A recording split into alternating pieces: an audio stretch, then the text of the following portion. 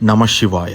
கடவுள் இல்லை என்கிறார்கள் எதற்காக? கடவுள் இல்லை என்பவருக்கு தெரியும் கடவுள் இருக்கிறார் என்று. கடவுள் இல்லை என்று பேசினாலும் ஏதோ ஒரு சக்தி இந்த உலகை இயக்குகிறது என்பதையும் அறிவான். கடவுள் இல்லை என்று கூறுவதன் காரணம், கடவுள் பெயரால் பல தெய்வங்கள், பல மதங்கள், பல கொள்கைகள், பல உருவாக்கப்பட்ட கதைகள், பல மூட நம்பிக்கை, பல இனத்தை பிரித்து அதில் பல ஏற்றத்தாழ்வுகள், பல சாங்கியங்கள், பல உயிர் பலிகள், பல போலி சாமிகள், பல போலி குருமார்கள், பல ஏமாற்று யாகங்கள், பல ஜாதி பிரிவுகள், பல பொய் பித்தலாட்டம், பல அடிமைகளை உருவாக்குவது, பல மாயான யோகம், பல யோகம் என்ற பெயரில் தாந்திரிக சீரழிவுகள், எல்லா விதமான தவறுகளுக்கும் கடவுளை மூலதனமாக கொண்டு ஆன்மீக வியாபாரம் செய்கிறார்கள். கடவுள் இல்லை என்று நம்ப வைத்தால் போதும். கடவுள் பெயரை சொல்லி பித்தலாட்டம் செய்ய முடியாது என்பதால் கடவுள் இல்லை என்று கூறுகிறார்களே தவிர கடவுள் இல்லை என்று நிரூபிக்க முடியாது.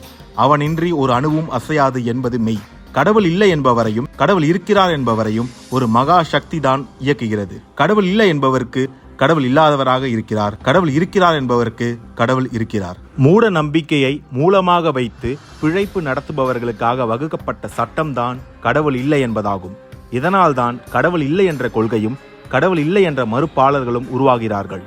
சிவம்மா.